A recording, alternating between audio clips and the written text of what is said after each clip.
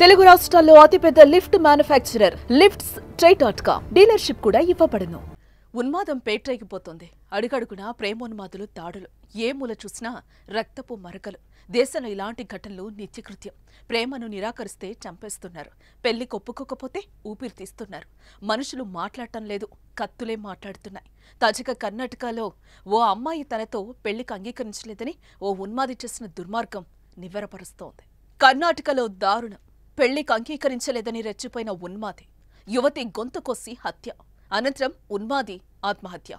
29 ఏళ్ల అబ్బాయి చేతిలో 20 ఏళ్ల అమ్మాయి దారుణ హత్యకు గురైంది. బలవంతంగా విషం తాగించి చంపాలని చూసిన అతడు ఆమె అంగీకరించకపోతే కత్తితో దాడి చేసి ప్రాణం తీశాడు. ఇంతటి రాక్షసుడిగా ఆ యువకుడు మారటానికి కారణమేంటో తెలుసా? ఆమె పెళ్లి ఒప్పుకోకపోవటమే. బెల్గావి తాలూకాలోని ఎల్లూరు గ్రామంలో జరిగిన ఈ ఘటన కర్ణాటకలో సంచలనంగా మారింది.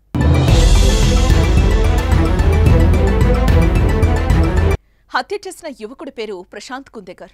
ప్రశాంత్ ఓ పెయింటర్. ఏడాదిగా హత్యకు గురైన ఐశ్వర్యను ప్రేమిస్తున్నాడు. వెంటపడి వేధిస్తున్నాడు. పెళ్లి చేసుకుంటానని ఐశ్వర్య తల్లి నొప్పించే ప్రయత్నం చేశాడు.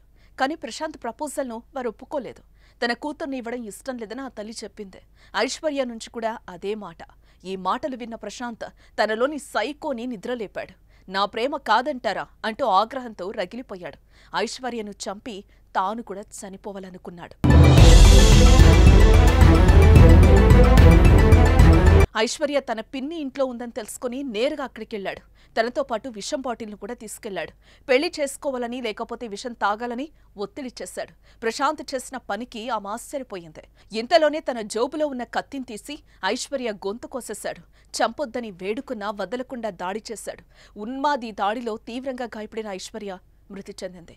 ఆ తర్వాత అదే కత్తితో తన గొంతు కోసుకుని అక్కడే ప్రాణాలు విడిచాడు.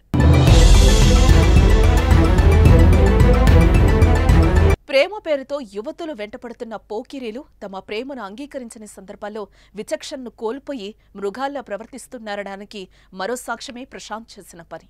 దుర్మార్గంగా వ్యవహరించి ప్రాణం తీయడంతో పాటు ప్రాణం తీసుకున్నాడు. ఇలాంటి అవాంఛిత ఘటనలు సమాజాన్ని భయభ్రాంతులకు గురి చేస్తున్నాయి. ఉన్మాదుల చర్యలకు ఎలా అడ్డుకట్ట వేయగలం? మీరే కామెంట్ చేయండి.